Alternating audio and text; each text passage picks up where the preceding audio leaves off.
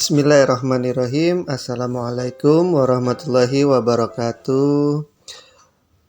Alhamdulillahirabbil alamin wa bihi nasta'in wa ala umuri dunya waddin. Shalatu wassalamu ala sayyidina Muhammadin wa ala alihi wa ashabihi ajma'in, amma ba'du.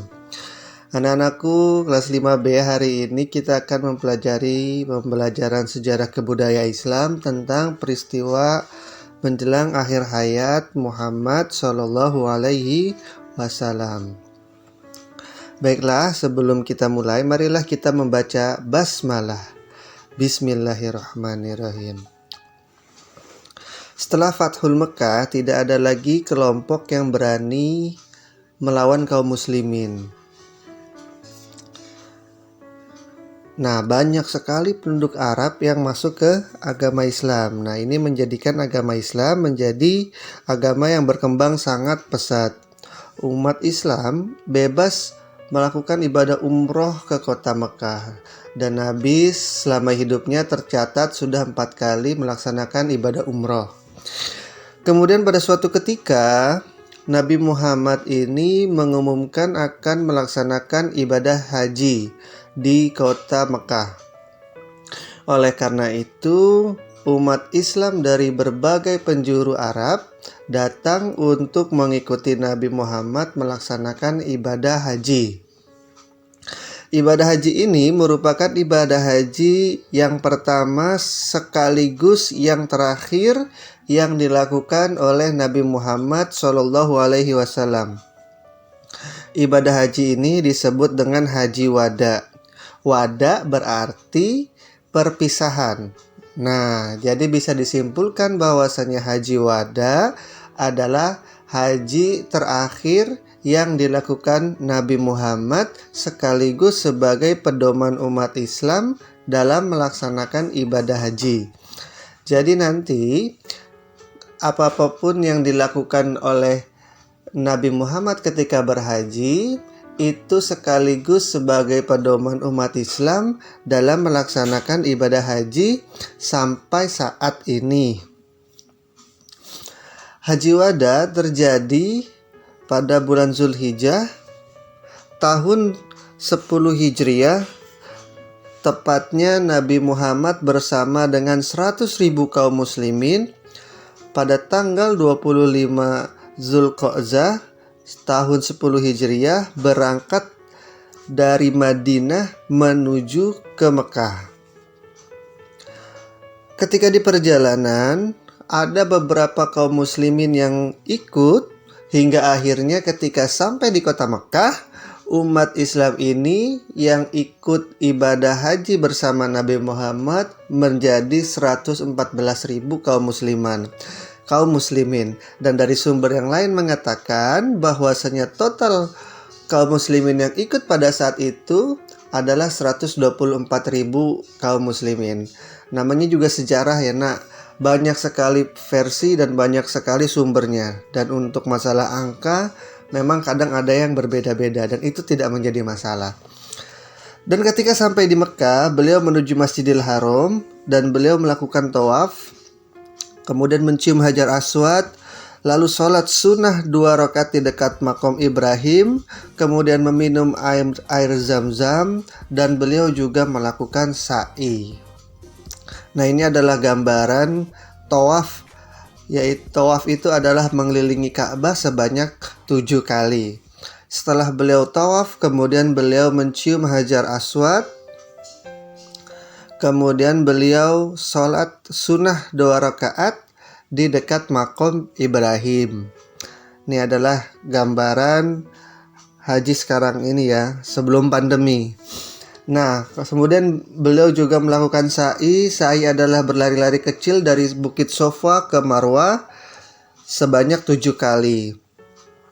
Kemudian setelah itu, beliau pada tanggal 8 Zulhijjah yang disebut dengan hari Tarwiyah, beliau menuju ke Mina. Dan pada tanggal 9 Zulhijjah atau disebut dengan hari Arafah, beliau menuju ke Padang Arafah untuk melaksanakan wukuf. Nah, wukuf itu adalah berdiam diri sambil mendekatkan diri kepada Allah Subhanahu wa taala di padang Arafah. Nah, ini gambarannya seperti ini anak ya. Jadi duduk sambil mendekatkan diri kepada Allah, entah itu berzikir, berdoa, kemudian menintrospeksi diri, mengingat dosa-dosa, minta ampunan kepada Allah dan lain sebagainya. Pada saat itu, ketika wukuf, Nabi menyampaikan khutbah. Nah, khutbah ini disebut dengan khutbatul wada atau yang disebut dengan pidato terakhir. Beliau berpesan agar umat Islam selalu menyembah Allah Subhanahu wa taala, selalu melaksanakan sholat khususnya yang 5 waktu, lalu juga menunaikan zakat, kemudian berpuasa Ramadan, dan juga melaksanakan haji serta mentaati pemimpin. Pidato beliau juga mengisyaratkan bahwasannya hidupnya ini tidak akan bertahan lama, atau hidupnya ini tidak akan lama lagi. Dan pada khutbah yang lain, beliau juga banyak berpesan agar kaum muslimin tidak menuntut balas terhadap kekejaman pada zaman jahiliyah, tidak berlaku kasar terhadap wanita, tidak memakan riba, tidak menganiaya, tidak murtad, dan selalu menjauhi dosa, dan juga tidak mengambil harta orang lain. Pertengkaran pada zaman jahiliyah harus bisa dimaafkan, dan persaudaraan antar sama manusia harus ditegakkan, serta yang terpenting adalah berpegang teguh terhadap Al-Quran dan Sunnah. Banyak sekali pesan-pesan yang disampaikan oleh Nabi Muhammad. Hal ini seakan-akan menandakan bahwa Muhammad usianya tidak akan lama lagi. Kemudian turunlah wahyu yang terakhir, yaitu surat Al-Maidah ayat 3 yang berbunyi, Bismillahirrahmanirrahim.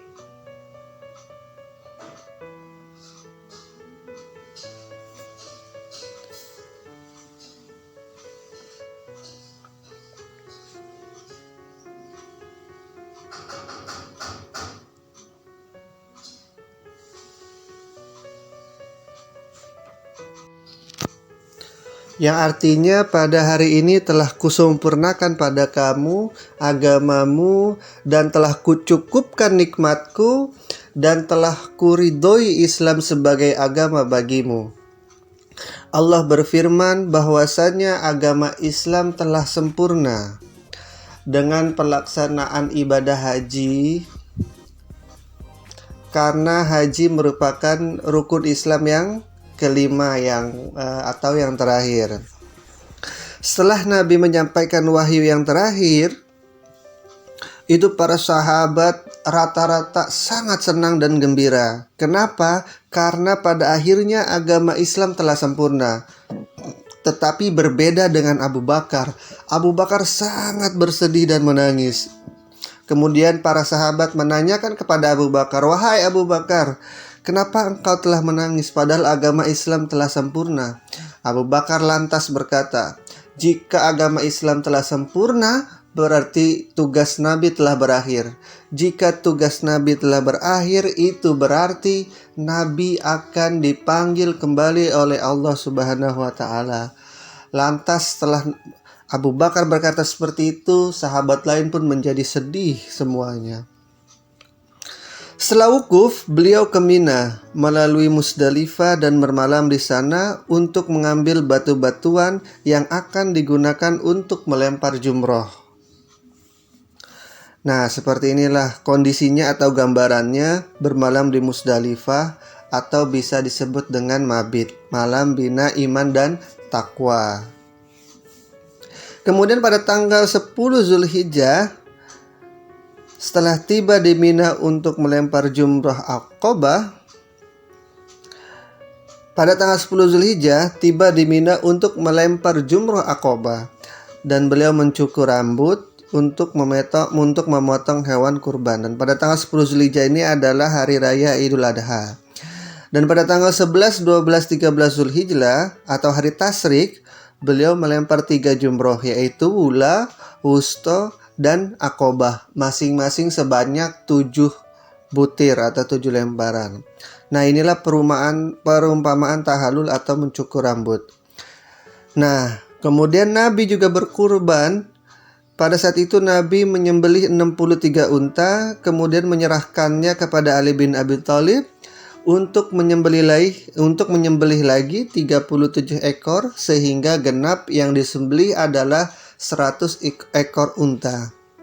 Nah, ini adalah gambaran ketika pelaksanaan lempar jumroh. Ya, jumlahnya ada 3. Ini disimbolkan sebagai syaiton, makanya dilempari batu sambil menyebut asma Allah. Dan pada waktu melempar jumroh, Nabi bersabda, "Ambillah dariku semua manasik-manasik haji. Boleh jadi aku tidak akan menunaikan haji lagi setelah tahun ini." Nah, ini berarti apapun yang tadi dilakukan oleh Nabi Muhammad SAW dalam melaksanakan ibadah haji, ini dijadikan manasik atau dijadikan contoh atau dijadikan pedoman untuk melaksanakan ibadah haji di tahun-tahun setelahnya. Nah, kemudian Nabi kembali ke Mekah untuk melakukan tawaf wada atau tawaf perpisahan sebagai rangkaian terakhir dalam ibadah haji. Setelah Nabi melaksanakan ibadah haji, ini Nabi pada akhirnya kembali ke kota Madinah. Kemudian setelah sampai di kota Madinah, Nabi ini mengirim para dai dan mubaligh ke daerah-daerah yang terpencil untuk mengajarkan agama Islam. Nah, ini juga sebagai pertanda bahwasanya jika kelak Nabi sudah tidak ada, akan banyak penerusnya dalam mengajarkan atau mendakwahkan agama Islam. Salah seorang dai yang diutus oleh Nabi adalah Mu'adz bin Jabal. Saat itu Nabi Muhammad menanyakan kepada Mu'adz bin Jabal bagaimana cara menyelesaikan masalah umat jika tidak terdapat hukumnya dalam Al-Quran dan hadis.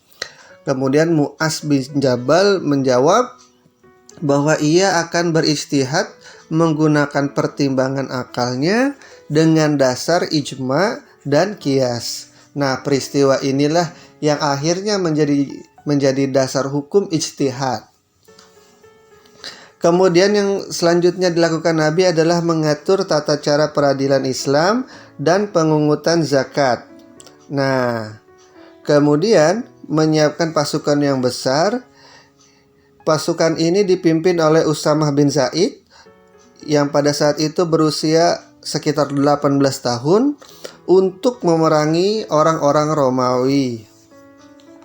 Kemudian hal yang dilakukan Nabi pergi ke Bukit Uhud untuk berziarah ke pemakaman Baqi.